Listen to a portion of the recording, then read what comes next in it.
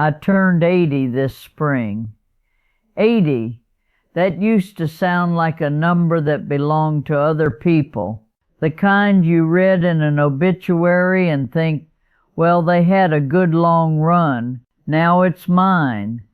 I'm sitting on my porch as I say this. Same porch my husband and I painted 3 times over the years. The boards are a little uneven now.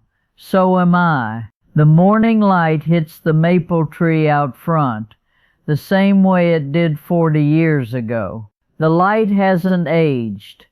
I have. When you're young, you think aging is something that happens later, like a bill that won't come due for decades. You tell yourself you'll figure it out when the time comes. You won't.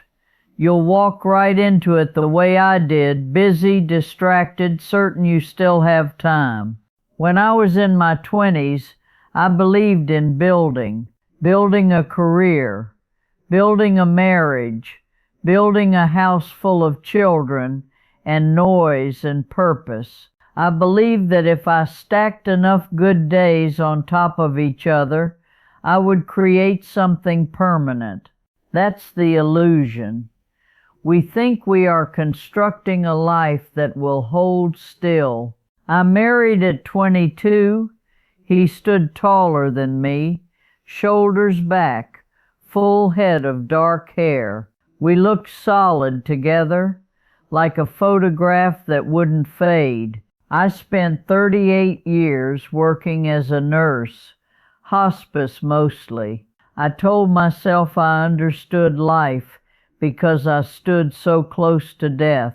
I thought proximity made me wise, but there's a difference between witnessing the tide and feeling it pull at your own ankles. In those years, I could lift patients, turn 'em gently, work 12-hour shifts and still come home to cook dinner. My body was something I directed.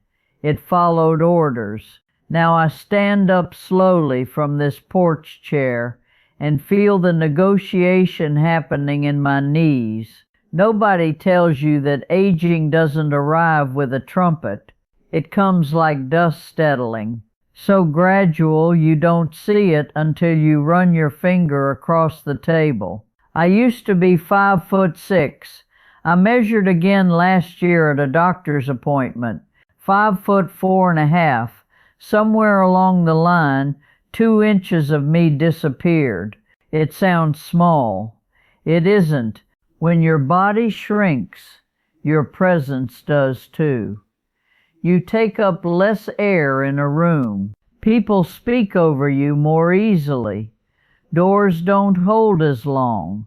When I hug my grandson now, my chin rests lower on his chest than it used to. I used to anchor him when he was small. Now I feel like something light in his arms, not fragile exactly, just reduced. And it isn't only height, it's jars I can't open. Grocery bags I carry in 2 trips instead of 1. The way I hold the railing going down the porch steps, not casually anymore, but deliberately. Youth tells you that your body is your partner. Age teaches you it was only ever borrowed. We also believe when we're young that we own our identities. I was a wife, a nurse, a mother, the one who knew how to handle things, the steady one, the calm voice in hospital rooms. Identity feels permanent when it's reinforced daily. Then retirement comes, children grow, spouses decline, and the roles thin out. One day you wake up and realize nobody needs you in the same way anymore. The house gets quieter, the calendar empties. You walk through rooms filled with furniture you chose 30 years ago and wonder who you are without the constant motion. In youth, we confuse activity with meaning. We mistake being needed for being essential. We believe the life we're building will secure us against loss. It doesn't. It simply gives us something beautiful to remember later. I don't say that bitterly. I say it plainly. I built a good life, but I misunderstood what it was made of. It wasn't permanence, it was moments. And moments don't stay. They visit, then they go. My husband died 7 years ago.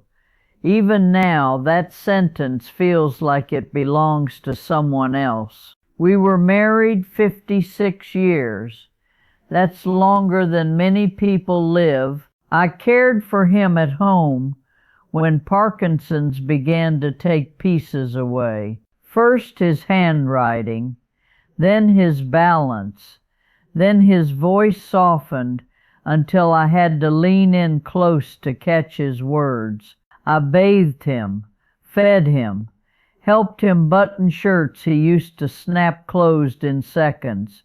Love changes shape when illness enters the room. It becomes quieter, more physical, less romantic, more devoted. When he died, people told me at least he isn't suffering anymore. They meant well, but they went back to their houses, their beds with 2 pillows still dented from 2 heads. The first night alone was the loudest silence I've ever heard. You don't realize how much of your identity lives in another person until they're gone. I was his wife for over half a century. Suddenly I was a widow. That word feels like a coat that doesn't quite fit. The house didn't change. The couch stayed where it was, his coffee mug still in the cabinet. But everything echoed differently. Loneliness isn't about numbers. I have children, grandchildren, even great-grandchildren now. They call, they visit. I am not abandoned. But loneliness arrives at 3 a.m. It arrives when you reach across the bed in the dark out of habit, and your hand meets cool sheets. It arrives when you cook and automatically calculate portions for 2 before remembering. Grief doesn't shout after the first year. It whispers. Then there's the quiet fear. I fell in the kitchen one afternoon reaching for a bowl on the top shelf. Just lost my balance. The tile floor is harder than pride. I broke my wrist. Do you know what it does to a person to become cautious of her own floor? I think about falling now, in the shower, on the porch steps, in the grocery aisle. It changes how you move. You tighten, you shuffle instead of stride. I used to dance in that kitchen.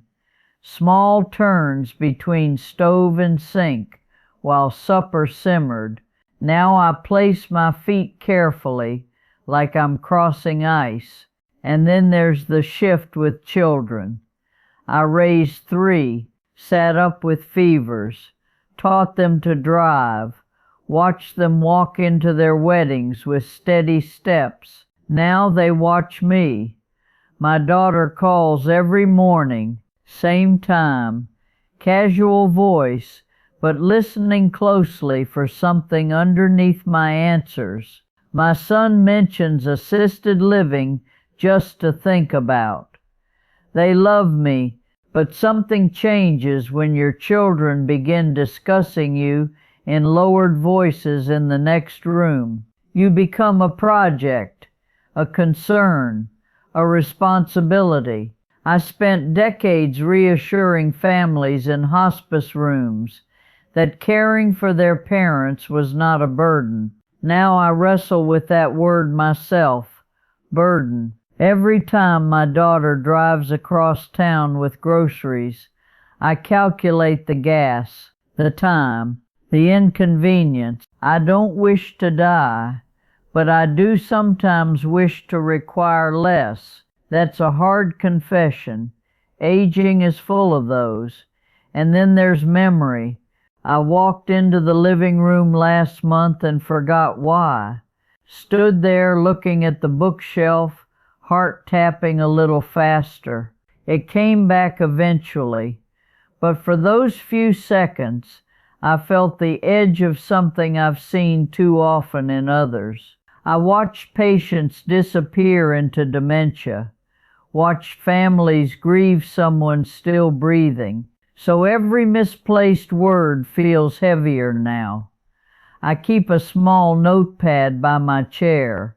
I write down appointments, names, little reminders, not because I can't manage, because I'm afraid of the day I can't. The cost of long life is watching the circle shrink. Friends from church potlucks, neighbors who once borrowed sugar, nursing colleagues who shared night shifts and bad coffee, gone. I am becoming the last witness to stories that once had many storytellers. There's a strange weight in that. Memory becomes stewardship. You carry entire decades alone. That's the cost no one mentions when they congratulate you on living this long. But here's the part I didn't understand when I was younger. There is something that settles in after all the shrinking and the losing. It isn't happiness. It's quieter than that. It's peace. When you finally accept that the body is slowing, that the circle is smaller, that the future is shorter than the past, something unclenches. I don't rush anymore. Not because I've mastered patience, because there's nowhere urgent to be. I sit on this porch and watch the light move across the yard. I know roughly how many springs I have left. That knowledge sharpens things. Coffee tastes fuller when you understand mornings are numbered. Birdsong sounds less like background noise and more like a gift. I don't worry about career. It's finished. I don't worry much about reputation. Most people aren't thinking about me at all. That realization is oddly freeing. When you become a little invisible, you also become untethered from performance. You stop trying to impress. You begin to witness. What remains when roles fall away? Attention, gratitude, small rituals, the way the porch boards creak in certain spots, the weight of an old photo album on your lap, the handwriting of someone who isn't here anymore. I've written letters to my grandchildren, tucked them away, not dramatic ones, just stories, recipes, small truths. We don't leave monuments, we leave impressions. I have a living will, clear instructions. I don't fear death the way I once did. I sat beside too many hospital beds not to understand this. Death is not always the enemy. Suffering is. Loss of dignity is. But death itself, it's a door every generation has walked through. What remains is not the body, it's the love that shaped others. It's the steadiness you offered in hard seasons. It's the example of how to endure without becoming bitter. If you're younger and listening, I won't lecture you. I'll just say this. Pay attention sooner than I did, not obsessively, just gently. Call your mother. Ask about her childhood.